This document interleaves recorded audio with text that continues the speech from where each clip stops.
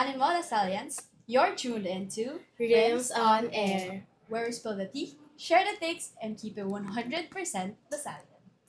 Gillian, napansin mo ba? Sobrang tagal nating nawala. O ako lang ba nakapansin? Kasi nga sobrang busy namin kasi we're preparing for November 11, 2025, the 23rd founding anniversary of ASJ. Di, tsaka guys, pinaglaanan kasi talaga namin ng oras yung episode ngayon kasi sobrang special ng guest namin for today. And I am sure kilala niyo siyang lahat. The longest reigning principal of ASJ from 2003 to 2020. And Our consultant and QA of ASJ, no other than Miss Daisy! Miss, may tanong po kasi ang taong bayan. Ito po talaga super yung curious. parang napapansin po kasi nila sino daw po yung inspiration niyo for your hair. I remember it was my grade 2 teacher. My grade 2 teacher. When I was in grade 1, my hair with no bangs. But when I was in grade 2, I happened to admire my advisor. My grade 2 advisor, who was then a substitute of my real advisor who got pregnant. So my teacher at that time had these bangs. And so parang I found her pretty. And so I started cutting my own hair, my Parang tayo lang bangs. kapag bored. Yes, and from that time on till the present year, I have this Miss, bangs. tayo? Reminisce tayo ng konti. Doon tayo sa mga questions na medyo mag-look back tayo. Okay, sige. If we could go back po to the very first day that you stepped into ASJ as principal, before the buildings, before the traditions po, what do you remember the most and what was running through your mind and heart at that time? At that time, on the very first day, I was jubilant. Very, very happy, very, very excited. Because for me, Academy of St. John at that time was an answered prayer for me and to my co-teachers, because I guess everybody knows that we were illegally dismissed from the former school. And such experience was a torture for all of us. Of course, we lost our job at the middle of the school year, and simply because we supported Lasallian supervision. So with ASJ, very, very happy because it's really an answered prayer. Also, very, very grateful, particularly to Lasal Green Hills, represented by Brother Bernie. With his yes, ASJ became a reality. Of course, without Brother Bernie saying yes to Lasal supervision, in 2002, most likely, the supervision ended at that time. Of course, I was also very thankful to the umbrella officers because they supported us. When they got to know that we were terminated, they backed up us, they went to DepEd, they advised us to go to labor, they convinced the Pascual family to put up another Lasallian supervision here in General Trias.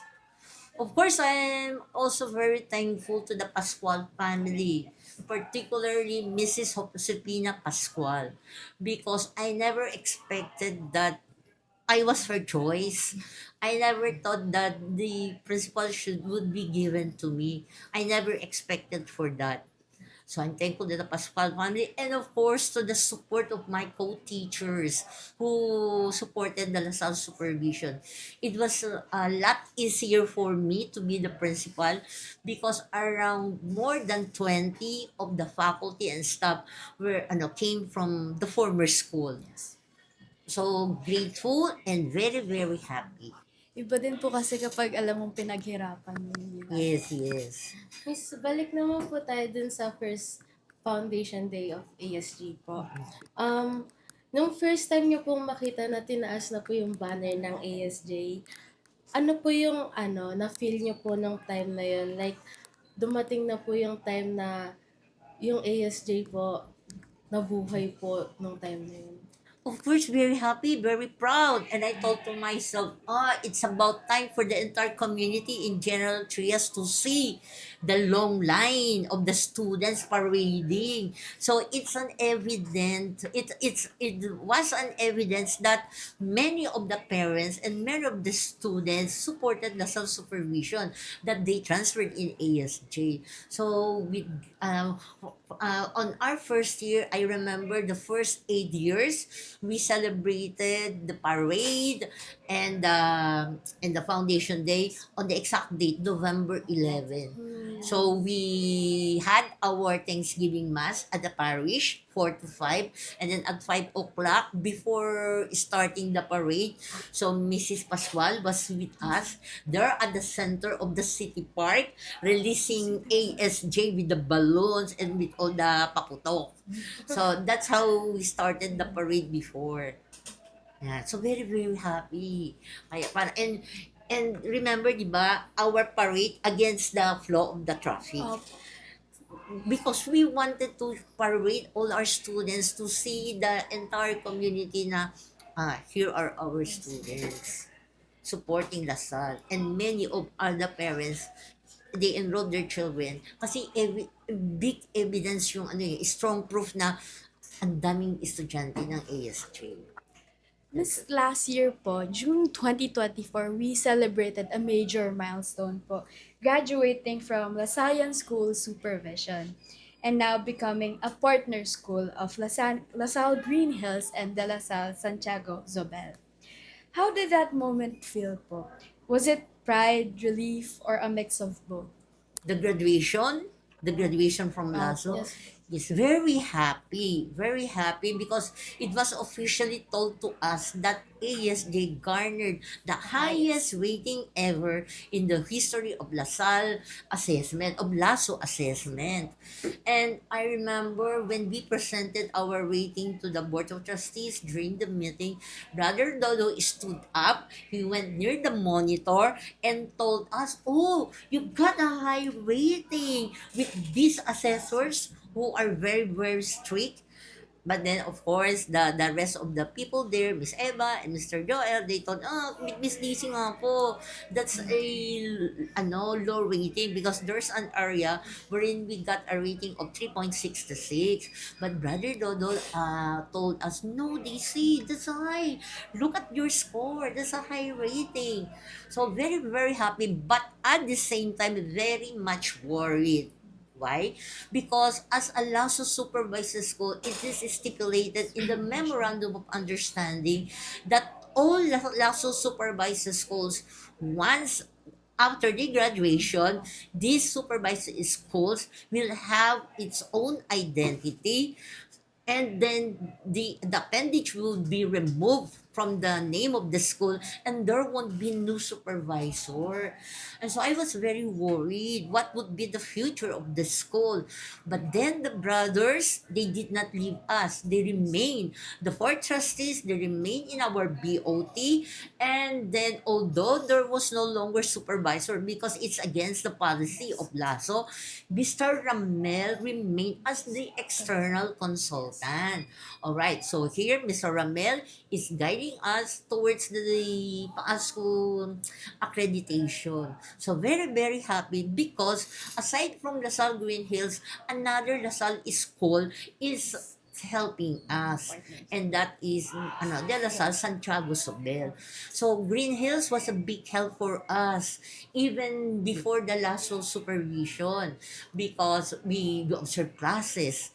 We had our benchmarking sessions, such as we were able to meet my counterpart, the quality assurance officers from Green Hills, the social concern moderator, the counterparts of our librarians, the guidance counselor, even Miss Sheila. She was able to meet her counterpart at Green Hills. The HR, me and Mr. Beach, we were able to meet the HR. We also had our team building activities at Green Hills, the sports clinic, where we the best among the coaches of Green Hills. Several times they had their sports clinic with our coaches. And this coming November, we're going to have our team building activity sponsored by Lasal. And this is a help given to us by Brother Dodo. With Lasal, with De La Salle Santiago Sobel, we're looking forward to a stronger partnership and help coming from De La Salle Santiago Sobel. And the way I see it with my discussion to Brother Bernie, the help that will be extended by Sobel to ASJ is about robotics, the use of technology, yes, the enrollment system on how it will become quick, the system, a system that will generate quick results or quick information to the parents concerning their enrollment. So really, Lasal Green Hills is a big help to us when we are in need of speakers. They provide us with speakers coming from Green Hills. If not from Green Hills, but from the people that they know. So, big help talaga ang Green Hills sa amin. Miss, speaking of PAASCO po, just last month po, ASJ welcomed some PAASCO assessors for the accreditation visit, and preparing for the PAASCO accreditation must have been both nerve-wracking and fulfilling po. Could you share what that process was like behind the scene, the teamwork, the preparation, the little victories along the way? Wow, tough job. The PASCO documentation, we started it officially last January 4 and 5 with the strategic planning facilitated by Mr. Ramel and with the presence of Brother Dodo. We started preparing. So tough job because there are 8 areas with 21 sub areas. So meaning to say there are different chairpersons, 8 chairpersons and secretaries. The reports very long, the narrative are very long and difficult because there is a need for us to have documents as evidence. We just can simply claim that our school is like this and like that without proof. And so that's difficult. With the 21 areas, I guess we have more than 1,000 documents, 1,000 evidence. Yes. And difficult because all the stakeholders are involved. Who are these? Not only the students, the pupils, the teachers, and the NTS, but as well as the alumni and the parents. Yes. Such that there is this feedback mechanism, the survey. I just don't know if you were a part of you Some of were our no, classmates yes, po. you're part of the survey. So with the survey, that's a feedback mechanism. So all the stakeholders are part of the feedback mechanism. So once we receive the results of the survey, the process do not stop there. There is a need for us to assess if in this particular area the rating of the stakeholders are low. There is a need for us to do something. We need to resolve how to improve the rating. If the rating is high, we never stop also with the high rating. There's a need for us to maintain the high rating. So it's a continuous process year round, from the start of the school year till the end of the school year. So tedious, laborious, and of course, many of us we reported Saturday in preparation for all these documents and even holidays. So if Saturdays and other days are not enough, we had our overtime. Yes, we before we went home 8 o'clock, 9 o'clock, finishing the documents. Ang Difficult. sinasabi ni Sir Ket na palagi, high risk comes high reward. Yes, yes. Ang tagal niyo din walang nagandang sa PASCO. 8 to 9 Yes, months. because there are programs not in place in ASJ. So there's a need for us to prepare. There's a need for us that because there is this criteria for every area and there is an action plan for each sub area. So, as quality assurance, I need to read the action plan, remind the chairpersons and the secretaries There is this timetable, there's a need for your group to do this particular thing. Students lang yun, Yes, pero very higher, higher yes. level. Miss, after po nung pa-ASCO visit, ano pong na-feel mo? After the Pasko, after a year, they will visit again. They are going to give us commendation and recommendations. And of course, because we applied for Pasko accreditation, there's a need for this school to do the recommendations. So in the 21 sub areas. So it's really tedious and laborious, yes. Hindi pa po kayo tapos mag-prepare. Yes, after a year of doing the recommendations, another recommendations, and then we're going to accomplish the recommendations for another 3 years. That is for level 1. Ay, Yes, for Level. only Ilang for level level po 1. Yes. Ilang level po ba yan, Miss? 3. Ay, 3 levels. Graduate na tayo. Yes. Kaya the PASCO is an advantage to the schools because there's a need for us to improve the system with PASCO accreditation. The same way with LASO. Miss, so you've witnessed ASJ grow from those early days of supervision to now being a Lasallian partner school recognized for excellence.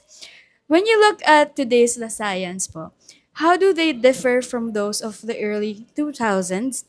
And what makes each generation special in their own way? I cannot specifically say this generation is different from this generation.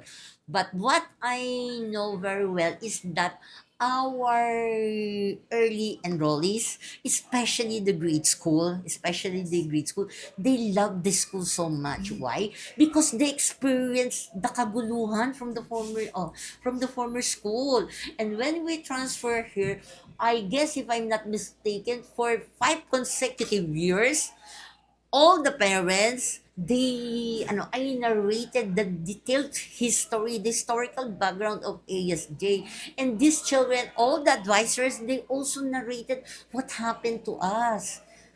And these young children, when they left the school, when they were in college, and when they visit us, they would go to me and ask, "Ma, Miss Daisy, what's the update? What's the update in our school?"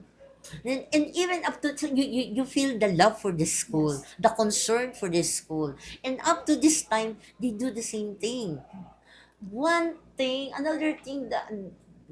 Another difference is that they never forget the tradition of kissing the hands. Even they have grown bigger and taller than us. When they see us, they are lawyers, engineers, doctors, nurses. They have owned their career. When they see us, when they visit the school, they bless. And when they see us in the malls with our families, even their spouse, their husband, and the children, they will bless and greet us. That's one thing. Notable yan among our graduates. And even if the brothers are not familiar with them, they identify themselves as graduate of ASJ. Yes, I remember Brother Dennis is now in Hong Kong. Yes, he is based in Hong Kong prior to pandemic. All right. And he told me in the BOT "Oh, Miss Daisy, I got to know Daphne Villanueva." And she told me she's a graduate of ASJ. And Daphne plays the flute, if I'm not mistaken, very well. And she works at Disney, Hong Kong. oh, Yes. Another one is Christopher Bartolome. You know Christopher, the president of the Alumni Assembly. All right. So, Brother Felipe, pandemic time then, Brother Felipe texted me, telling me, "Oh, Miss Daisy, I got to see one of your graduates, ganyan-ganyan, in a hotel in Cebu. He approached me, identified himself as a graduate of ASJ, and because he's working there with top position, I was told by Brother Felipe, I was given free hotel accommodation." Another thing, si Ian Saulog, he was our student. He was our student. When the students transferred here, he graduated here, third year and fourth year. After graduating from Lasal TAF, he worked here as a teacher. Yes, handling history. He's a good history teacher. But later on, when he was in college at Lasal TAF, he became the PA of Brother Armin Luis Ro. Brother Armin was the deputy secretary at the time of President Noynoy Aquino. Yes, and so Ian was the PA, so the secretary of Brother Armin. And with his close affinity with Brother Armin, he introduced the school, he brought Brother Armin here, and our students, they performed at Postema when Brother Armin had this meeting with the teachers, public schools in the province of Cavite. And then later on, Brother Armin is now in Rome holding a major position in the Lasal. However, Ian Solog is now at Lasal Green Hills and he works with De La Salle Philippines and he works in the archive of Lasal Green Hills. The history, the beginning of the school, of the Lasal supervision, we got the data, the letters, all the documents of the brothers who had his reach out in General Trias. That is Brother Manuel, that was Brother Manuel Andolino Manuel and Brother Vernon Poor. Ian's provided us with all the documents, the early pictures, documents, and from these documents that he provided us, we were able to construct the beginning of Lasal supervision in General Trias. Actually, Yes. dito lang po ako nakakita yung students, yung alumni, kahit yung super tanda na po, bumabalik-balik talaga, Yes. event or no event. Yes, yes. Because the graders at that time, they witness kasi the the conflict. They witness the conflict there. And when they transferred, they love very much the school. Kaya these alumni, when they meet, parang they had this flashback na, we experienced this. And so they got update from us. Yes. Miss, after everything you've experienced, the laughter, the struggles, triumphs, if you could speak to your younger self from these founding years, what would you tell her now?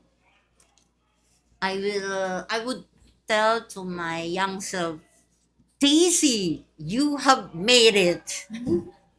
Yes. And finally po, Miss Daisy, after these years of faith, leadership, and service, what has been your favorite moment? That one memory where you stood there and thought, this is ASJ. When I saw Brother Bernie sa stairs, the bamboo stairs there, because I remember Mr. Jun Mojica, the brother of Mr. Al.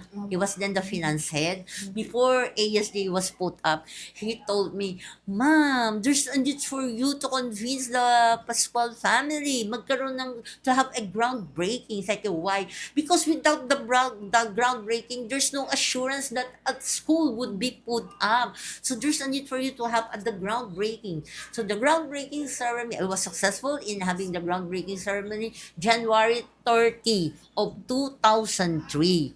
So there in the farthest area, there was no gate at that time. That was a creek. The gate, yes, that was a creek. Ay, Yes, bridge yun. and that area, squatter area yan. Squatter area. And the Pascual family paid these people to leave the area, to vacate that area. Yes. Construction materials were brought to ASD in this area by passing the Pakwanan. That area was Pakwanan, the bypass road. Yes, and the Pascual family, they paid the people there because that area was not ours. That was not the property of the school before at that time. And so the Pascual family, Mrs. Pascual, they paid the squatter areas and for us to have the groundbreaking ceremony, Brother Bernie together with us, no? We saw him climb the ladder. And that ladder, bamboo ladder, with all the trashes of the squatters hanging. Yes, ang dumi-dumi. It was such a sight. It was such a sight. But he managed to pass that, climb that stairs and had the groundbreaking ceremony many meters away from this area. You couldn't imagine that the groundbreaking was held there, but the structure was built here, was put up here. Yes, when I saw him, sabi ko, this is it. Matutuloy ng school. 23 years of faith, 23 years of service, 23 years of Lasallian excellence. ASJ's story is not just written in milestones or medals, but in moments of courage, of compassion, of community. And as we look forward to the years ahead, may we continue to walk the Lasallian path, humble in faith, steadfast in love, and committed to excellence. Follow Rheims on Air on Spotify, Apple Music, YouTube Music, and here on Facebook to journey with us in keeping the Lasallian spirit alive. This has been Rims on Air, reminding every Lasallian that our story keeps growing, just like our Lasallian spirit. Live Jesus in our hearts forever.